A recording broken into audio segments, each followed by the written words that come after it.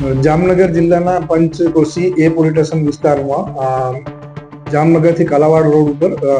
વિજરખી ડેમની બાજુમાં મોગલ માતાના મંદિર પાસે જ એક જીપ કંપાસ 4 વ્હીલ ગાડી દ્વારા બુલેટની પાછળ ઠોકી અને અકસ્માત કર્યાની હકીકત સૌપ્રથમ પોલીસના ધ્યાને આવે. આ જગ્યા પર સ્થળ તપાસ પોલીસ દ્વારા કરવામાં આવતા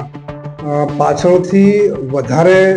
જોરથી ઠોકેલાની હકીકત હોય અને સ્થળ તપાસમાં થોડું શંકાસ્પદ જણાતા પોલીસ દ્વારા તે દિશામાં તપાસ કરતા આ જીપ કંપાસના માલિક છે અક્ષય છગનભાઈ ડાંગરિયા અને મરણ જનાર છે રવિભાઈ મારકનારના પત્ની રિંકલ સાથે આ અક્ષય છગન ડાંગરિયાને આડા સંબંધ હોવાની હકીકત ધ્યાને આવેલ. ત્યારબાદ આ કામના ફરિયાદી છે ધીરજલાલ મારકણા, જે મરનાર રવિભાઈના પિતા છે, તેમને પણ પોતાની ફરિયાદની હકીકતમાં એવી હકીકત જણાવેલ કે આ જે આડા સંબંધની હકીકત તેમને ધ્યાન પર હોય તેમને તેમના વહુને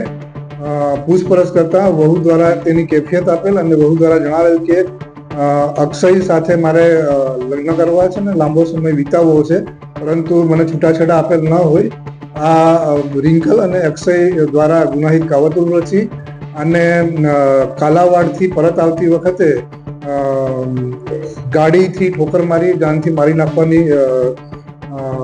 એક ગુનાહિત કાવતરું પાર પાડેલાની હકીકત સામે આવે. તે અનુસંધાને ફરિયાદ લઈ પંચકોશી પીઆઈ દ્વારા તપાસ હાથ ધરવામાં આવેલ છે અને આ કામે બંને આરોપી અક્ષય છગનભાઈ ડાંગરિયા અને રિંકલ રવિભાઈ મકવાણાની પોલીસ દ્વારા ધરપકડ કરવામાં આવેલ છે અને આગળની તપાસ હાલ પંચ પોલીસ સ્ટેશન કરી રહ્યા છે.